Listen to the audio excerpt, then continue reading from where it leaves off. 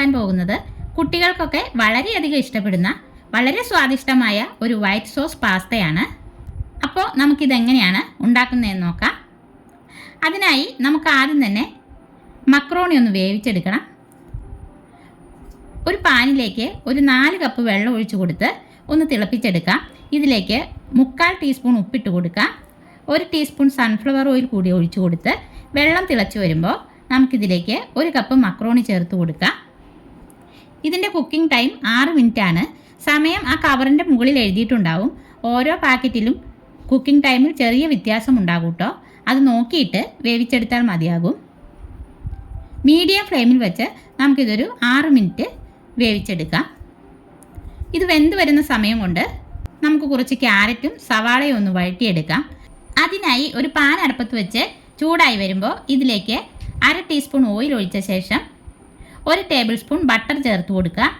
Butter മെൽറ്റായി വരുമ്പോൾ 1 teaspoon വെളുത്തുള്ളി ചെറുതായി അരിഞ്ഞ് ചേർത്ത് ഒന്ന് ബ്രൗൺ നിറമാവുന്ന വരെ വഴറ്റി കൊടുക്കുക.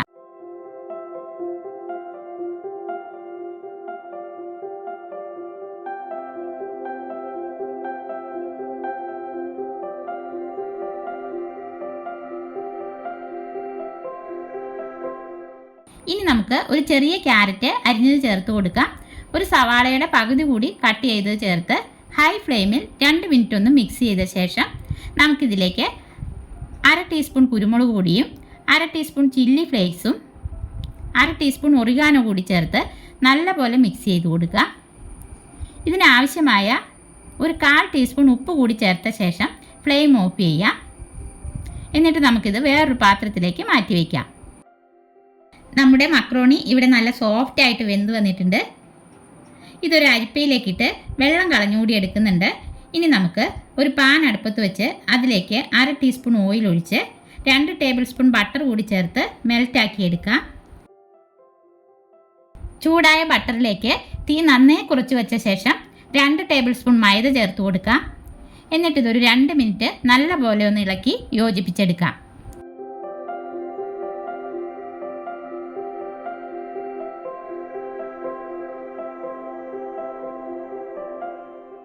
ഇതാ ഇപ്പോൾ 2 മിനിറ്റ് ആയിട്ടുണ്ട്. ഇനി നമുക്കിതിലേക്ക് 1/2 കപ്പ് പാൽ കുറേശ്ശെയായി ചേർത്ത് കൊടുത്ത് നന്നായി മിക്സാക്കി കൊടുക്കാം.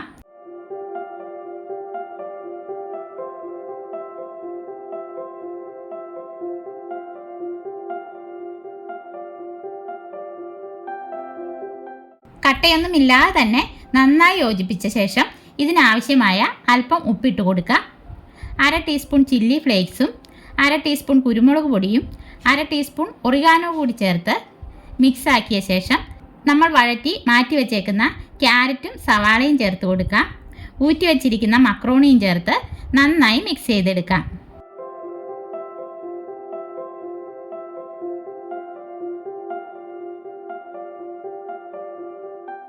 ലാസ്റ്റായി നമുക്കിതിലേക്ക് 2 സ്ലൈസ് ചീസ് ഒന്ന് മുറിച്ചിട്ട് കൊടുക്കാം. ശേഷം ഫ്ലെയിം ഓഫ് ചെയ്യാം. എന്നിട്ട് ചീസ് ഒന്ന് മെൽറ്റ് ആവാനായി 1 മിനിറ്റ് ഒന്ന് മൂടി വെച്ച ശേഷം നല്ലപോലെ മിക്സ് ചെയ്ത് ചൂടോടുകൂടി നമുക്കിത് സെർവ് ചെയ്യാവുന്നതാണ്. അപ്പോൾ നമ്മുടെ വളരെ രുചികരമായ വൈറ്റ് സോസ് പാസ്ത ഇവിടെ റെഡി ആയിട്ടുണ്ട്.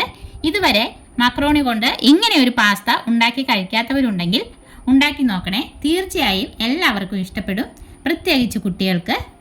അപ്പോൾ നമ്മുടെ വൈറ്റ് സോസ് പാസ്തയുടെ വീഡിയോ എല്ലാവർക്കും ഇഷ്ടപ്പെട്ടെങ്കിൽ ലൈക്ക് ചെയ്യാനും ഷെയർ ചെയ്യാനും സബ്സ്ക്രൈബ് ചെയ്യാനും മറക്കല്ലേ. അടുത്ത വീഡിയോയിൽ നമുക്ക് വീണ്ടും കാണാം.